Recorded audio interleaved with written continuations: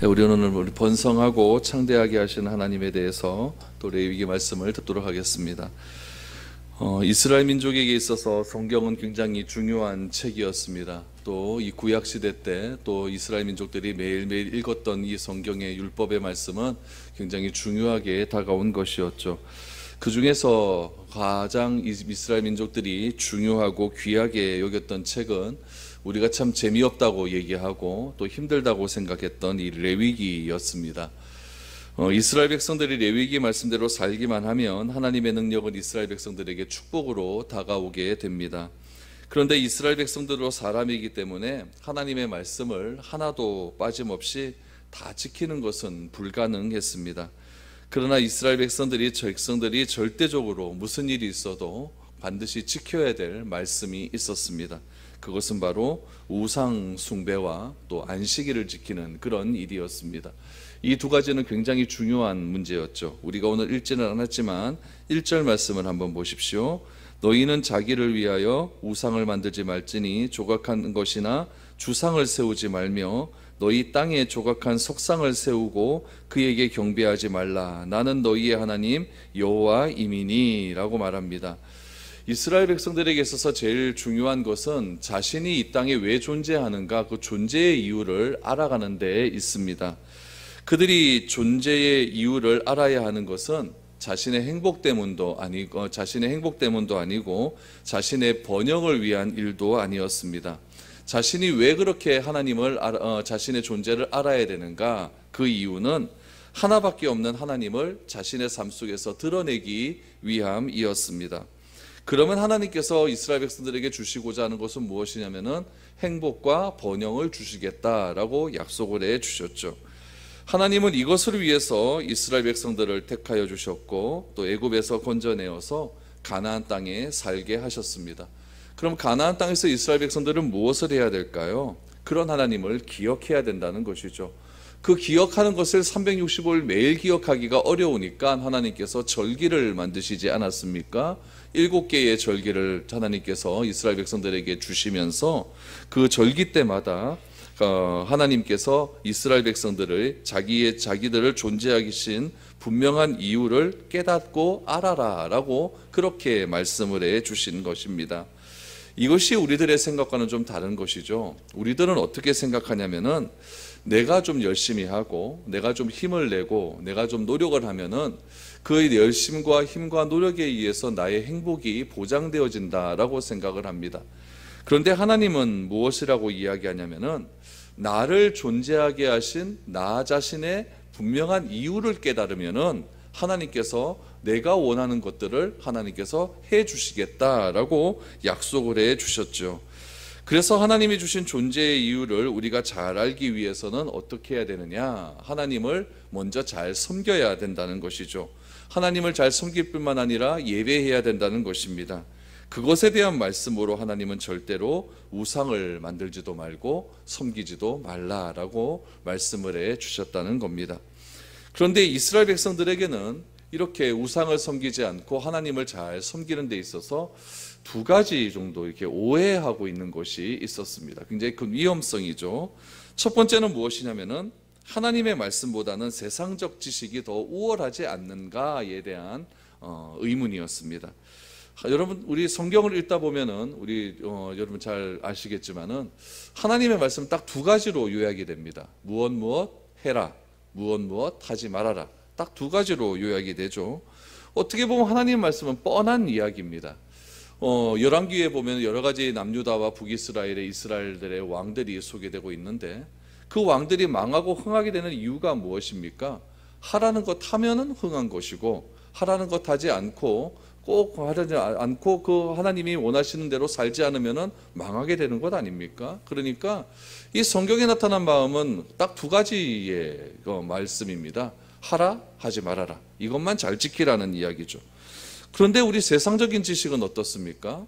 하나님의 말씀보다는 좀 있어 보이지 않습니까?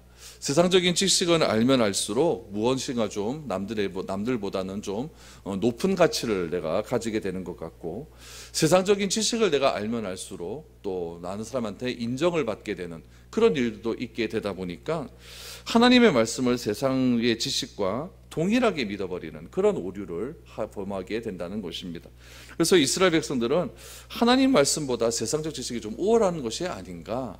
또 다른 면으로 생각하면 하나님 말씀과 세상적인 지식을 우리가 생각할 때에 하나님 말씀은 너무나 뻔한 거니까 우리가 좀 세상적 지식에 좀 집중을 두고 그렇게 살아가야 되는 것 아닌가, 이런 오류에 빠지게 되었다는 이야기죠. 또 하나는 것은 무엇이냐면은 하나님을 믿지 않고 이방신을 섬기는 사람이 더 잘 되는 것 아닌가라고 하는 그런 생각을 갖게 된 것입니다. 이스라엘 백성들이 우상을 섬깁니다. 나중에 후에 가면 우상을 섬기지 않습니까? 여러분, 우리가 분명하게 생각해야 될 것이 있는데, 이스라엘 백성들이 우상을 섬겼다 그래서 하나님을 버린 것이 절대 아닙니다. 하나님도 섬기고 우상을 섬겼다는 이야기입니다. 그래서 우상을 섬기면서 세상을 따라간다고 하면은 자신들도 그런 그 당시의 문화와 또한 사회적으로 훨씬 더 잘 살 수 있을 것 같고, 또 그런 문화와 사회적으로 내가 다 또 이렇게 또 많은 것을 알게 되다 보니까 또 하나님께서 나에게 또 더 큰 복을 주실 것 같고, 이런 것에 대한 헷갈림이 이스라엘 백성들에게는 있었다는 이야기입니다. 그래서 세상적 지식이 더 우월한 것이 아닌가, 또 우상을 믿는데 하나님만 믿는 것이 아니라 우상도 믿으면 내가 더 잘 살 수 있게 되는 것이 아닌가, 이런 생각을 하게 되었다는 이야기죠. 그래서 그런 생각을 가진 이스라엘 백성들에게 하나님은 단호하게 말씀하십니다. 1절에서 우상을 만들지 말아라. 우상의 조건이 무엇입니까? 자기를 위하여. 우상은 다 자기를 위하여 만드는 겁니다. 그러나 하나님은 어떻게 자기를 섬기라고 합니까? 나를 위한 섬김이 아니라 하나님을 드러내기 위한 섬김으로 하나님을 섬길 때에 나 자신의 존재의 이유를 이 땅에서 알게 될 것이고, 그로 인해서 하나님은 나에게 더 큰 은혜를 베풀어 주실 것이다. 이것이 하나님께서 1절에서 우리에게 말씀하신 우상을 섬기지 말라라고 하는 그 이유입니다. 두 번째는 무엇입니까? 안식일을 좀 잘 지켜라 라고 하는 이야기입니다. 우리 2절 말씀에 보니까 너희는 내 안식일을 지키며 내 성소를 경외하라. 나는 여호와니라 라고 말씀하십니다. 우리 지난주에 말씀드렸다시피 우리가 안식년을 지키기 위해선 무엇이 기준이 되어야 된다고요? 안식일이 기준이 되어야 된다. 안식일이 기준이 되지 못하면 안식년을 지키지 못합니다. 안식년을 제대로 지키지 못하면 무엇을 지키지 못합니까? 희년을 지키지 못함을 통해서 우리에게 참된 구원과 자유의 의미가 다 사라지게 되는 겁니다. 그러므로 이 안식년은 굉장히 중요한 문제라는 이야기죠. 안식일을 지켜야 되는 이유는 무엇이냐면은 이스라엘 백성들이 이제는 이 일에 완전히 전심전력하는 노예의 삶이 아니라 하루는 내가 쉬어도 하나님께서 더 잘 될 수 있는 그런 은혜를 베풀어 주시겠다라고 하는 믿음의 결단이 바로 안식일을 지키는 일입니다. 안식일에 쉬지 않고 일을 더 하게 되면은 남들보다 돈을 좀 더 많이 벌 수 있을 것 같고, 안식일에 쉬지 않고 더 공부를 하게 되면 남들보다 더 많은 지식을 얻어서 세상에서 내가 경쟁해서 이길 수 있을 것이다 라고 하는 생각을 가질 수 있는 것이죠. 그런데 하나님은 무엇이라고 말씀하시냐면은 이스라엘 백성들에게 안식일을 지켜라, 그리고 하나님의 성소를 경외하라 라고 말씀을 해 주셨습니다. 이 말씀은 무엇이냐면은 하루 일하지 않고 생기는 손해, 또 하나님께서 주시고자 하는 그 하루 일하지 않음을 통하여서 그것은 내가 너희를 책임져 주시겠다라고 하는 하나님의 이스라엘 백성들을 향한 결단이었습니다. 그러므로 이 안식일을 지키는 문제는 무슨 문제였냐면 내가 얼마나 하나님을 믿고 있느냐 믿지 않고 있느냐, 여기에 달려 있는 겁니다. 하나님을 믿고 있지 않다라고 한다면 이 안식일 지킴이 전혀 의미가 없는 것이죠. 없는 것이고, 하나님께서는 하나님을 믿고 신뢰하지 않으면 절대 이 안식일을 지킬 수 없는 일입니다. 안식일을 지킴으로 해가서 우리는 일의 노예가 아니라 이제 자유한 사람이 되었다라는 것이죠. 이 안식일을 지킴으로 안식년을 지킬 수 있는 것이고, 안식년을 지킬 수 있으므로 하나님께서 주시는 놀라운 희년의 은혜를 우리는 맛볼 수 있게 된 것입니다. 그래서 하나님께서는 이스라엘 백성들에게 이 두 가지는 반드시 지켜야 된다, 이것은 가장 기본적인 일이다 라고 말씀을 해 주셨죠. 바로 우상 숭배하지 말아라 라고 하는 것과 안식일을 지켜라, 이 두 가지를 반드시 지켜야 될 것을 하나님께서 말씀해 주셨습니다. 그렇다면 이 두 가지의 삶을 잘 지키게 되면 하나님께서 어떤 은혜를 베풀어 주시는가? 오늘 본문 말씀에 보면은 몇 가지로 하나님께서 우리에게 약속하신 그 은혜가 있습니다. 첫 번째는 무엇이냐면은 먹고 사는 문제는 내가 책임져 주겠다라고 하는 부분입니다. 여러분 3절에서 5절까지의 말씀을 한번 보십시오. 너희가 내 규례와 계명을 준행하면 내가 너희에게 철 따라 비를 주리니 땅은 그 산물을 내고 밭의 나무는 열매를 맺으리라. 너희의 타작은 포도 딸 때까지 미치며 너희 포도 따는 것은 파종할 때까지 미치리니 너희가 음식을 배불리 먹고 너희의 땅에 안전하게 거주하리라 라고 말합니다. 여기서 하나님께서 조건을 하나 딱 내거시는데 그 조건이 무엇이냐면은 규례와 계명입니다. 이 규례라고 하는 것은 무엇이냐면은 제사에 대한 부분입니다. 그래서 제사를 잘 드리면, 다시 요즘 말로 하면은 예배를 잘 드리게 되면, 이 계명은 무엇입니까? 우리가 생활 속에서 지켜야 되는 부분입니다. 그래서 하나님 사랑하고 이웃 사랑하고 복음 증거하고 양육 훈련하는 것, 이 계명을 잘 지키게 되면이라고 말씀을 하시죠. 하나님께서 이 규례와 계명을 잘 준행하면 철 따라 비를 내려주시겠다라고 말합니다. 여러분, 우리가 이것이 잘 안 믿어지는 거예요. 비가 내리는 것이 너무나 자연스러운 현상이라고 생각을 하기 때문에 그렇다는 겁니다. 여러분, 비라고 하는 것은 그냥 우리 여름철에 보면 장마철에 비 많이 내리는 것이고, 또 대충 보면은 또 통계적으로 나타나게 되면은 비가 오는 때가 다 있는 것 아니겠습니까? 또 비를 하나님께서 또 우리가 생각할 때에 규례와 계명을 준행하면 내가 너희에게 철 따라 비를 내려주시겠다라고 말씀을 했으면은, 이거는 어떻게 하면 내가 잘 믿게 되냐면은 예수를 안 믿고 하나님을 안 믿는 사람에게는 이 비를 주면 안 돼요. 그렇죠? 근데 하나님을 잘 믿고 규례를 잘 지키고 계명을 잘 지키는 우리들에게는 비가 잘 내린다는 거죠. 그럼 내가 그거를 잘 지킬 수 있을 것 같다는 얘기죠. 근데 하나님께서는 이 비라고 하는 것, 어떻게 보면 일반 계시들 아닙니까? 이 자연 만물은 일반 계시라고 하잖아요. 이 일반 계시로 하나님을 알 수 있는 것은 누구에게나 다 줬다는 얘기입니다. 강도에게도 비를 내리게 하시고, 또 선하게 사는 사람에게도 비를 주시고, 또 나쁜 짓 하는 사람에게도 햇볕도 주시고, 또 우리 선하게 또 예수 잘 믿는 사람에게도 햇볕 주시고, 이렇게 되다 보니까 이 말씀이 잘 믿어지지가 않는 거예요. 만약에 하나님께서 이렇게 말씀하시면 잘 믿겠죠. 우리가 계명과 규례를 잘 지키겠죠. 너희가 계명과 규례를 잘 지키면은 너희 자식들 서울대학은 보장된 거야. 대학 졸업하고 삼성 세계적으로 유명한 그런 대학들, 그건 내가 다 보장시켜 줄게. 근데 진짜 그렇게 했더니 어떤 사람이 딱 그렇게 되었어요. 그럼 우리가 좀 잘 지킬 것 같습니다. 그런데 그게 아니거든요. 그러다 보니까 우리의 생각은 어떻게 생각을 하냐면은 이 비라고 하는 것은 당연히 내린다고 생각을 하는 거예요. 믿지 않는 사람들은 하늘에서 내리는 비를 당연하다라고 생각을 하겠지만은, 하나님을 믿는 자들에게는 그것이 하나님이 우리에게 주시는 복의 표시임을 우리는 꼭 기억해야 됩니다. 여러분, 때를 따라 비를 주시고, 여러분 때를 따라 하나님께서 햇빛을 주신다는 것이 얼마나 큰 은혜인지 모릅니다. 구약 이스라엘의 삶들을 바라보게 되면은 이 비라고 하는 것은 하나님께서 하나님의 말씀을 지키느냐 안 지키느냐에 따라서 이 하늘 문이 열리고 닫히는 일이 너무나 많이 일어났다는 이야기죠. 아하방 시대 때에 하늘 문이 닫혀서 3년 동안 비가 내리지 않지 않았습니까? 그때 엘리야 선지자가 하나님께 간절히 기도를 하죠. 하나님, 하늘 문을 열어주십시오. 그랬더니 비가 내리지 않습니까? 여러분, 이런 일들은 무엇이냐면 하나님께서 우리들의 삶의 모든 부분들을 책임져 주시겠다고 하는 하나님의 의지적인 표현이라는 이야기입니다.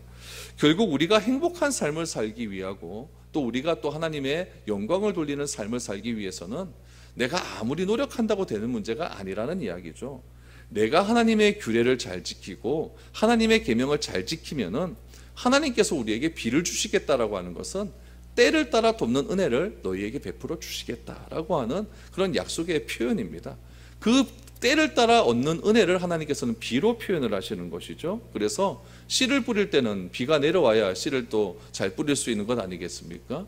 추수할 때도 또 비가 또 조금 내려줘야 또 추수의 열매가 또 많아지는 것 아니겠습니까? 또 그 양도 또 적당한 양이 내려와야 되지, 너무 안 내려도 안 되고 너무 또 과하게 내려도 또 과일들이 맛이 없어지게 되고 또 풍족한 양을 수확을 못하는 것 아니겠습니까? 그래서 하나님께서는 우리의 먹고 사는 문제를 해결해 주시는데 그것을 무엇에 조건을 두시냐면은 바로 규례와 계명이라고 하는 것, 그것에 조건을 두시어서 그것을 우리가 잘 지키고 애쓰고 노력하면은 하나님께서 때를 따라 돕는 은혜를 우리에게 베풀어 주시겠다라고 약속을 해 주셨죠. 그래서 우리가 3절 이하의 말씀을 쭉 보시면은 땅은 그 산물을 내고 밭은 나무의 열매를 맺는다라고 말씀을 하셨고, 너희의 타작이라고 하는 것은 무엇이냐면은 이스라엘 백성들은 우리 포도주가 굉장히 중요한 것 아닙니까? 그래서 무엇을 먹을 때 포도즙을 잘 먹어야 되는데 타작이라고 하는 것은 포도즙을 만드는 그런 기구죠. 그래서 너희 타작은 포도 딸 때까지 미치며 너희 포도 따는 것은 파종할 때까지 미쳐서 너희가 음식을 날마다 배물리 먹고 너희 땅에서 안전하게 거하게 된다라고 말씀을 하고 있습니다. 여러분, 계명과 규례를 잘 지키게 되면은 하나님께서 이렇게 때를 따라 돕는 은혜를 베풀어 주신다고 약속을 해 주셨습니다. 두 번째는 무엇입니까? 평화를 주시겠다라고 약속을 합니다. 6절에서 7절까지의 말씀을 보십시오. 내가 그 땅에 평화를 줄 것인즉 너희가 누울 때에 너희를 두렵게 할 자가 없을 것이며 내가 사나운 짐승을 그 땅에서 제할 것이요 칼이 너희의 땅에 두루 행하지 아니할 것이며 너희의 원수들을 쫓으리니 그들이 너희 앞에서 칼에 엎드려질 것이다 라고 말합니다. 내가 하나님 말씀대로 여러분 잘 살려고 하면 노력을 한번 해보십시오. 그럼 어떤 일이 일어날까요? 꼭 방해와 회방이 일어나게 됩니다. 너 그렇게 예수 믿어서 뭐 할래? 막 이런 비아냥 소리도 들리게 되고 또 이상한 또 말들도 많이 들리게 됩니다. 왜냐하면 이 사탄이라고 하는 존재는 내가 하나님의 말씀을 붙들고 그대로 살아가는 꼴을 못 본다는 이야기죠. 항상 하는 사탄은 굉장히 우리로 하여금 위험에 빠질 수 있도록 유혹을 많이 줍니다. 그리고 주위 사람들은 하나님의 말씀을 믿지 않기 때문에 내가 하나님 말씀대로 좀 살려고 하면은 굉장히 비웃음을 많이 주게 되죠. 뭐하러 주일날 그렇게 목숨 걸고 그렇게 주일을 지키려고 하노? 주일 끼고 놀러 가면 안 되나? 뭐하러 그렇게 주일날 지키라고 하는데 좀 쉬었다가 그래 가라. 뭐 이런 식으로 비아냥을 많이 내린다는 이야기죠. 그래서 어떨 때는 내가 예수를 믿겠다고 결정을 하고 정말 잘 살아보겠다고 하는데 꼭 그런 결정을 하면은 그 주간부터 막 어려운 일이 막 생겨요. 어려운 일이 생기고 또 그 다음 주간 지나면 또 어려운 일이 생기게 됩니다. 그래서 이 환난과 이 어려움들이 하루를 머지않고 그렇게 계속해서 오는 경우가 있다는 이야기입니다. 그러다가 말씀이 임하게 되면은 언제 그랬냐는 듯이 또 대적하는 자들이 없어지고 풍파가 사라지는 일이 생기게 됩니다. 그래서 하나님께서는 오늘 6절과 7절 말씀에서 무엇이라고 이야기하냐면은 너희가 누울 때가 언제죠? 밤 저녁이 아닙니까? 그렇죠? 내가 집에 들어간다라고 하는 것은 내가 밖에서 일을 하다가 이제 집 안이라고 하는 안전한 공간에 들어가서 내가 쉰다라고 하는 의미가 담겨져 있죠. 내가 쉬러 들어갔는데 문제가 생기면 얼마나 화가 납니까? 하나님은 우리에게 말씀하시는 거예요. 너희가 누울 때에 너희를 두렵게 할 자가 없다라고 그렇게 말씀을 해 주시고 있는 거죠. 내 삶에서 일어나가고 있는 여러 가지 문제들을 오늘 본문에서는 무엇이라고 이야기하냐면은 사나운 짐승을 그 땅에서 제하여 버릴 것이다 라고 말씀을 하고 있는 것입니다. 또한 칼이 또 우리를 상하지 못하게 한대요. 칼이 상하게 하는 것, 칼이 상징하는 것은 전쟁이나 죽음을 의미하고 있지 않습니까? 나의 목숨을 해하려고 하는 것에서 제거시켜 주시겠다라고 말을 합니다. 결국에는 오늘 이 6절과 7절 말씀도 어떤 의미가 담겨져 있습니까? 내 힘으로 내가 평화를 만들려고 하고 내 힘으로 나를 대적하는 사람을 한번 이겨보려고 하지만 그런 모든 것들이 나의 힘으로는 근본적인 해결은 되지 않고 그냥 내 앞에 눈앞에 있는 문제만 해결할 수밖에 없다는 거죠. 그러나 하나님은 무엇이라고 말을 합니까? 사나운 짐승을 제하여 버리겠다 이렇게 말씀하지 않고 사나운 짐승은 어디서 제한다고요? 그 땅에서 제하여 버린다. 본질적인 뿌리의 문제를 해결해 주시겠다라고 말씀해 주십니다. 7절 하반절에 보니까 원수를 쫓는다. 그냥 내 앞을 나를 방해하는 자들이 없어지는 것이 아니라 쫓아버린다. 그 땅에서 아예 사라지게 만들어버린다고 하시고 그들이 너희 앞에서 칼에 엎드려질 것이다. 완전히 없어진다라고 말씀하십니다. 그러므로 내가 문제를 해결하는 것은 한계가 있지만 하나님이 우리에게 문제를 해결해 주신다는 것은 어떤 이유가 있냐면은 완전히 그 본질적인 것을 해결해 주시겠다라고 하는 그런 의미가 담겨져 있다는 이야기죠. 결론은 무엇입니까? 내가 규례와 계명을 지키려고 힘쓰고 애쓰고 노력하게 되면은 하나님께서 우리의 모든 삶의 문제를 해결해 주실 뿐만 아니라 나에게 진정한 평화가 무엇인지를 알게 해 주시겠다라고 말씀을 하십니다. 우리가 성경을 읽다 보면은 이렇게 하나님께서 우리에게 약속을 해 주시는데, 이렇게 약속을 딱 해 주시고 난 다음에 하나님께서 항상 거기다가 플러스 1을 더해 주십니다. 꼭 이게 성경에 보면 나와요. 오늘 이 7절까지의 말씀만 봐도 우리가 얼마나 위로가 됩니까? 그런데 8절에서 9절까지의 말씀에 보면은 거기 플러스 1이에요. 1 플러스 1이에요. 내가 어떤 존재인지를 우리에게 완벽하게 말씀을 해 주십니다. 8절부터 9절까지를 보십시오. 또 너희 5이 100을 쫓고 너희 100이 만을 쫓으리니 너희 대적들이 너희 앞에서 칼에 엎드려질 것이며 내가 너희를 돌보아 너희를 번성하게 하고 너희를 창대하게 할 것이며 내가 너희와 함께한 내 언약을 이행하리라 라고 말씀하십니다. 여러분, 하나님이 이스라엘 백성들에게 복을 주시는데 이스라엘 백성들이 얼마나 강하게 되는지, 한 명이 얼마나 강하게 되는지, 여러분 5명만 있으면 적군 몇을 쫓습니까?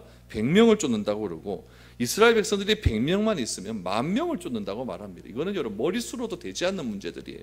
그런데 하나님께서는 그렇게 해 주시겠다라고 말씀하고 있습니다. 그 이유가 무엇입니까? 하나님의 존재, 하나님의 본질이 나옵니다. 9절 말씀해 보니까 왜 내가 너희를 애굽에서 인도하여 냈고 왜 내가 너희를 가나안 땅에 들여보내게 해 주시겠느냐, 그 이유가 나옵니다. 이유가 무엇이냐면 9절에 보니까 내가 너희를 돌보아 너희를 번성하게 하고 너희를 창대하게 할 것이며 내가 너희와 함께한 내 언약을 이행하리라. 이것이 바로 하나님께서 우리를 불러주신 이유라는 이야기죠. 하나님께서 우리를 불러주신 이유는 무엇이냐면은 나를 돌보시고 나를 번성하게 하시고 나를 창대하시게 하기 위해서 나를 불러주셨다는 이야기입니다. 왜 그런 일을 하십니까? 그것이 하나님과 우리와 맺은 언약이기 때문에, 약속이기 때문에 그렇다는 이야기입니다. 어떻게 그 약속이 이행되어집니까? 내가 규례와 계명을 지키면 하나님께서 늘 언제나 나를 돌보아 주실 뿐만 아니라 나를 번성하게 하고 창대하게 하는 그런 놀라운 일들을 우리가 경험하게 될 것이다 라고 약속하고 있죠. 그러므로 여러분, 이 번성과 창대함이라고 하는 것은 하나님이 언약을 실행시키는 증거라는 이야기라는 것이죠. 그래서 여러분 10절 말씀해 보니까 우리에게 이렇게 말씀하십니다. 너희는 오래 두었던 묵은 곡식을 먹다가 새 곡식으로 말미암아 묵은 곡식을 치우게 된다라고 말합니다. 이스라엘이 이렇게 되면 두 가지의 부흥이 일어나게 된다는 이야기죠. 첫 번째는 무엇이냐면은 우리의 양식이 풍부해진다는 이야기입니다. 여러분, 우리에게 있어서 하나님의 말씀이 사라져 움직인다는 것은 굉장히 중요한 것이죠.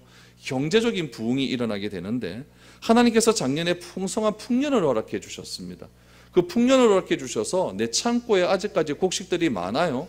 근데 올해 또 풍년이 된 거예요. 그럼 어떻게 됩니까? 내 창고에 있는 곡식들이 점점 쌓이게 되고 올해 풍년이 됐으니까 올해 추수한 것도 다 그 창고에 넣어버리면 이 창고가 굉장히 난리가 난다는 얘기죠. 하나님은 그렇게 창고에 자꾸만 쌓아두라고 말씀하지 않았거든요. 뭐라고 하십니까? 그 창고에 쌓아둔 것 이제 풀어라라고 말씀하시죠. 이웃과 함께 나눌 수 있는 여유로움을 허락해 주신다는 이야기입니다. 그래서 하나님께서는 새 곡식은 우리가 먹고 해 곡식은 우리가 먹고 또 우리가 나누어질 수 있는 그런 넉넉함을 우리에게 허락해 주신다라고 말씀을 해주시죠. 두 번째는 무엇입니까? 영적인 부흥입니다. 우리 8절에 10절에서는 경제적인 부흥이라고 한다면 우리 11절 12절은 영적인 부흥이죠. 11절부터 보십시오. 내가 내 성막을 너희 중에 세우리니 내 마음이 너희를 싫어하지 아니할 것이며 나는 너희 중에 행하여 너희의 하나님이 되고 너희는 내 백성이 될 것이니라. 여러분, 여기서 나는 너희의 하나님이 되고 너희는 내 백성이 될 것이라 라고 말씀을 해 주셨는데 이것이 바로 9절에 나타난 언약의 실행입니다. 나는 너희의 백성이 되고 너희는 내 백성이 될 것이다. 이것은 여러분 출애굽기 19장 말씀에 보면 하나님께서 이스라엘 백성들에게 시내산에서 언약을 주실 때 하신 말씀입니다. 나는 너희의 백성이 나는 너희의 하나님이 되고 너희는 내 백성이 될 것이다. 하나님이 왜 우리를 구원해 주셨습니까? 왜 하나님이 나를 하나님의 백성으로 만들어 주시고 하나님은 왜 우리를 지키시는 그런 인도자로 우리에게 나타나 주셨습니까? 율법으로 억압하기 위해서요? 아닙니다. 이 율법 못 지킨다고 우리를 판단하고 우리를 정죄하기 위해서요? 절대 아닙니다. 그것은 여러분 구원에 대한 잘못된 이해겠죠. 인간에게 구원이 필요한 이유는 무엇이냐면은 우리 인간 스스로 정상적인 자리로 돌아갈 수 있는 능력이 없기 때문에 그렇습니다. 우리 스스로 결핍의 문제가 도저히 해결될 수가 없다는 이야기죠. 하나님께서 왜 우상 숭배하지 말라고 합니까? 하나님께서 왜 안식일을 철저하게 지키라고 말씀하십니까? 때를 따라 돕는 은혜를 주시기 위함이라고 말씀하지 않습니까? 우리에게 왜 때를 따라 돕는 은혜가 필요할까요? 나는 결핍된 존재이기 때문에, 나는 부족한 존재이기 때문에 내 결핍의 문제가 해결되기 위해서는 내가 아무리 애를 써도 되지 않는다는 이야기죠. 때를 따라 도우시는 그 하나님의 놀라운 은혜를 내가 경험할 때만 그것이 가능하다는 이야기입니다. 그래서 우리 스스로 원래 있던 하나님의 놀라운 천국의 자리로 갈 수가 없기 때문에 하나님은 우리에게 말씀하시는 거죠. 네가 그렇게 열심히 살려고 했던 것, 열심히 노력하려고 했던 그거 놓으라는 이야기입니다. 놓고 누구에게 집중하라고 합니까? 하나님께 집중하면은 네가 그렇게 잡으려고 애쓰고 손에 쥐려고 하는 것을 너희에게 주시겠다고 말씀하는 거죠. 우리의 생각은 내가 잡으려고 노력을 하면 하나님이 나에게 함께 하신다고 생각을 하는데 하나님은 그렇게 말씀하지 않습니다. 하나님께 집중하면은 그것을 주시겠다고 말씀을 해 주시는 것이죠. 그러므로 구원이라는 것은 무엇이냐면은 그동안 내가 살았던 모든 패러다임을 놓는 겁니다. 내가 포기하는 거예요. 내가 가지고 있던 모든 가치를 포기하는 것이고, 구원은 내가 자랑하고 내가 생각하고 내가 능력자라고 했던 모든 생각을 내가 놓아버리는 겁니다. 그러므로 구원이라고 하는 것은 나의 힘으로 되지 않습니다. 놓아버리면 하나님께서 나에게 구원을 주시고 내가 놓았던 것을 다시 움켜쥘 수 있도록 해주시겠다라는 것이죠. 그것이 구원이라는 이야기입니다. 여러분, 이런 구원의 능력과 감격이 오게 되면은 비로소 내가 변화되고 있음을 느끼게 됩니다. 바울이 다메섹에서 부활하신 주님을 만난 이후에 그의 삶이 완전히 변화되지 않습니까? 지나친 승부욕이 있었고 항상 마음 가운데는 분노와 완전히 화냄이 가득했던 그런 사람이 바울 아닙니까? 그런 사람에게 하나님께서 다가와 주시니까 그가 변화되기를 시작을 합니다. 때로는 분노를 참지 못해서 일어났던 여러 가지 일들도 있었지만은 훗날 바울은 어떠했습니까? 자신이 놓지 못했던 그런 모든 것들을 하나님 앞에서 철저하게 회개하고 그가 무엇이라고 이야기하냐면은 나는 부할 때도 처할 줄 알았고 나는 가난할 때도 처할 줄 아는 자족하는 능력을 배웠다라고 말을 하고 있습니다. 바울은 구원 이후에 사람을 포용할 수 있는 넓은 아량을 가질 수 있는 그런 사람이 될 수 있었습니다. 또 사람을 사랑하고 기다리고 배려할 줄 아는 그런 존재가 되었기에 바울은 고린도전서 13장에서 사랑은 오래 참고 라고 하는 이 놀라운 사랑의 선언을 할 수 있었다는 이야기입니다. 구원은 내가 받고 안 받고를 선택하는 선택의 문제가 아니죠. 하나님이 우리를 불러주셨습니다. 12절에서 너희의 하나님이 되고 너희의 하나님이 되고 너희는 내 백성이 되리라 라고 하는 것은 하나님이 우리와 맺으신 언약의 문제입니다. 내가 선택하는 그런 문제가 아니라는 이야기죠. 구원을 받지 않고서는 내 안에 참된 자유를 경험하지도 못하고 누릴 수도 없고 알 수도 없는 겁니다. 구원은 여러분 내가 포기할 때에 하나님의 은혜를 깊이 깨달아서 내가 포기하게 되어질 때에 회심의 놀라운 은혜가 나에게 임할 수 있게 되는 것이고 그 회심의 은혜를 통해서 내가 과연 어떻게 살아가는 것이 진정한 하나님을 위한 삶이 되는가, 내가 이 땅에서 존재의 이유를 분명하게 알게 된다는 이야기입니다. 그러므로 하나님이 우리를 구원하신 것은 우리의 행복이나 우리의 성공이 아니라 구원받은 우리를 위해서 자신이 드러나게 되어지는 것이고 하나님이 드러남을 통하여서 나에게 하나님께서 참된 행복과 만족을 주시기 위해서 우리를 구원해 주셨다는 이야기입니다. 결국 무엇밖에 없습니까? 우리가 이 세상을 지탱할 수 있는 것은 사람도 아닙니다. 여러분, 사람을 믿을 수 있겠습니까? 믿지 못하는 것 그게 사람 아닙니까? 내가 돈을 믿겠습니까? 돈 그거 뭐 있다가도 없고 없다가도 있고. 내가 무슨 권력을 믿겠습니까? 권력도 하려고 그러면 얼마나 내가 아첨을 해야 됩니까? 우리가 믿을 수 있는 존재는 여러분 하나님밖에 없습니다. 하나님의 신실하신 말씀을 내가 믿고 의지하고 나아갈 때에 우리는 이 땅에서 온전한 삶을 누릴 수 있게 되는 겁니다. 하나님께서 우리에게 부드러운 마음을 주셔서 늘 언제나 하나님 앞에서 겸손하게 하시고 하나님의 범위를 벗어나지 않게 해주시고 우리에게 주시는 능력 안에서 모든 것을 감당할 수 있는 그런 귀한 능력을 허락해 주실 것입니다. 여러분, 하나님은 어떤 분이십니까? 우리를 번성하게 하시고 우리를 창대하게 하시는 그런 분이십니다. 그런 분이 우리를 불러주셔서 우리로 하여금 그런 은혜를 맛보라 라고 말씀해 주셨습니다. 여러분, 내가 번성하고 내가 창대하려고 여러분 자꾸 그것을 잡으려고 하지 마십시오. 먼저 하나님을 신뢰하고 하나님께서 주신 귀한 은혜를 내가 맛보아 살아가게 되면은 하나님께서 번성과 창대함의 놀라운 은혜를 우리에게 허락하여 주실 줄 믿습니다. 그런 은혜가 여러분 삶들 가운데, 여러분 가정 가운데, 여러분 가문 가운데 날마다 넘쳐날 수 있기를 축복드립니다. 기도드리겠습니다. 하나님 아버지, 감사함을 드립니다. 우리가 그렇게